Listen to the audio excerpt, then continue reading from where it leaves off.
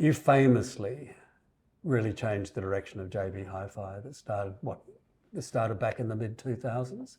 So there was always a lot of contention about who the JB customer was, who they were, and from a marketing point of view, these were pretty crucial questions if you're going to navigate, particularly a technology retailer at the forefront of lots of change. So how many stores were there in those days? Well, in the early days, the business only commenced its sort of transition in the early 2000s with only about 15 or 16 stores. By the time I was there was about 25 stores. The business had gone public, but the heritage of that business was clearly going to look very different than its destination. A big chunk of its profitability was based on CDs, for example. Right. So whilst its revenue was based around... So it was a music retailer. It was essentially a music retailer. And certainly, the traditional model of demographics was totally irrelevant to us. I think you described it once like astrology. Well, it would be easy to do star signs as a target demographic because demographics is just about geographic. So, JB Hi-Fi had a successful store in Dandenong and had a successful store in Camberwell. It had a great store in the city. It had a great store in East Keilor. They were all successful businesses, thriving businesses, and demographics didn't really explain that. Right. Because these were all... So what did explain it? Well, we felt that there was some form of mindset, some form of consumer psychology in play, in terms of why the business was so attractive, based on its assortment, the store experience, and we knew that it wasn't the majority of people's cup of tea as well. So as a business, it was very much closed off. It wasn't considered to be a very convivial sort of environment or a welcoming environment to shop in, and yet there were these sort of consumers in there once they were in there and hooked on it. So we were trying to sort of find a framework. So we had a hypothesis around this consumer mindset. It was sort of very much a psychographic model, but we were unable to quantify it. So we had to sort of find a meaningful way to sort of decipher what was going on and where it was going to do. And we still had another 200 stores to open as well in our plan. Where and how those stores were built, the size of the stores even that we were deciding to build, we had to sort of look into like a 6 or 7 year horizon in trying to do that, but without the right customer identity, none of that really made sense. Right. So we were looking for some form of quantitative support for what was a qualitative model, and we knew that we suspected that this type of psychographic of consumer, a mindset of a consumer that was pretty much propping up the business per se, but these people had a high propensity for purchasing. If you think about this is the Neos, the Neos, yeah, what became the Neo, they weren't noisy. But they were very influential.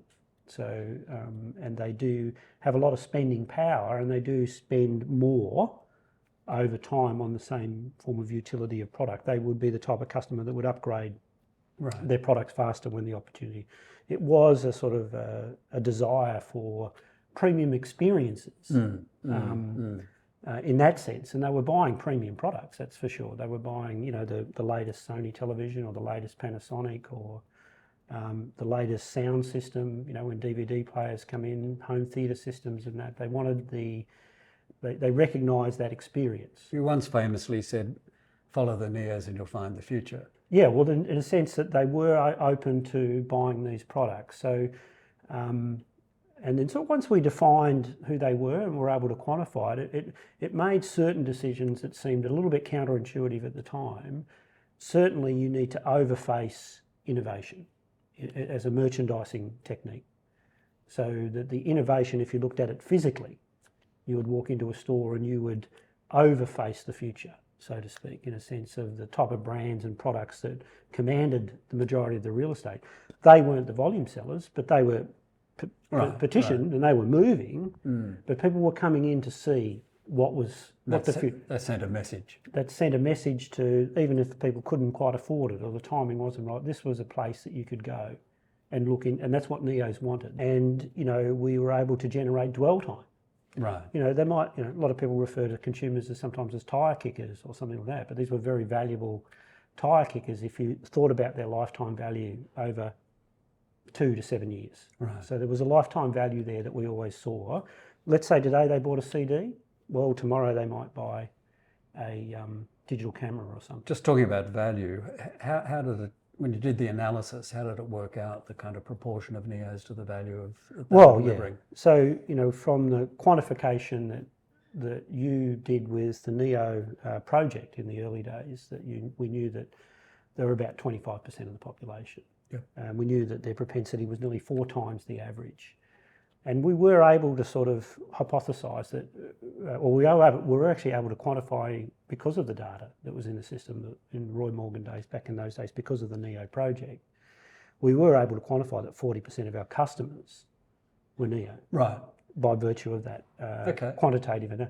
Well, that's just straight math then. So they weren't going to be 50% of our business, they were closer to 80% of our revenue.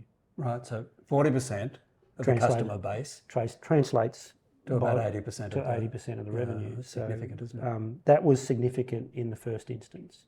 And in terms of profitability, they were obviously generating more. So alienating those customers, or not sort of serving their existential needs, as it was in terms of merchandising and media management and those type of things, because it opened up a whole lot of challenges for us too, because we had to start selling computers, we had to start selling smartphones. So they were leading you?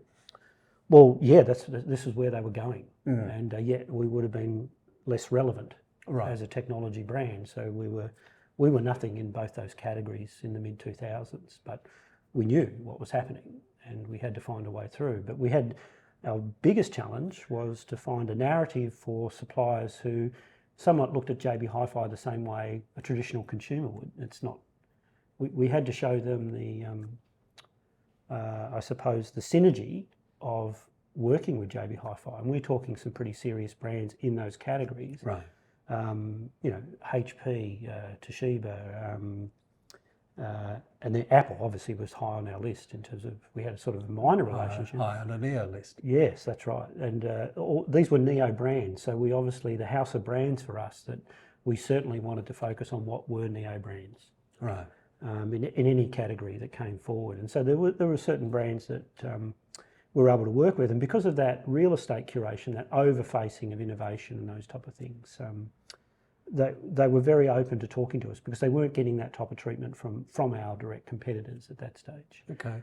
The type of products that are being sold today en masse were the type of products that they were the early adopters for, say, 10 years ago. Right, gotcha. What that looks like going forward in a world of AI and those type of things has the same fundamental principles, but those products and applications are yet to be served to the, in the case of sort of generative AI today or whatever, that type of stuff is where the internet might have been in 1996. Right. So it's really early to say, but that the mindset of a business like JB Hi-Fi, they would be very cognizant of, well, our consumer's going to sort of follow down that path, so we've got to make sure we're there. That's where the Neos are going. That's where the Neos are going.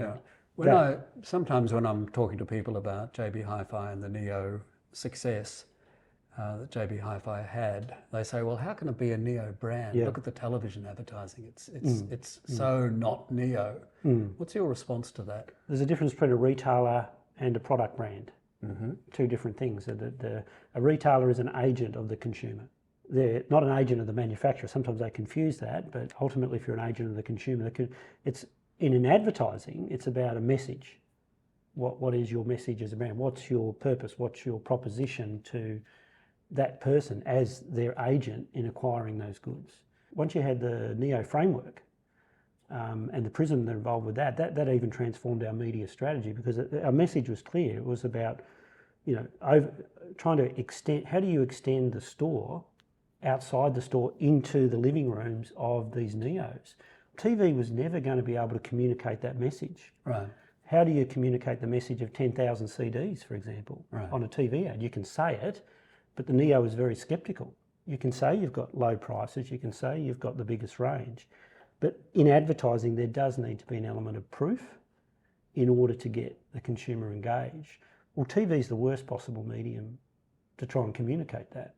So it's going to attract non-Neos who are just looking for price. Yeah, but it's going to give Neos the confidence that it's not going to be a waste of their time. Right, and as I frequently say, everyone wants the best price. Yeah, but range is very important too, choice. Right. So that a Neo is looking for, the time is probably more valuable to them than their monetary savings. That if they could sort of shoot a few fish in the one barrel, in terms of time, they could go and shop for that. They only have to visit these 3 retailers and then they'll make a choice. It was important to get on that top 3 shopping list, and then you've got a chance. And then it's over to the stores. That's fantastic. Thank you, Scott. Thanks for spending the time telling us about Neos. Thanks, Ross. It'll be a good trip down memory lane. Thank you.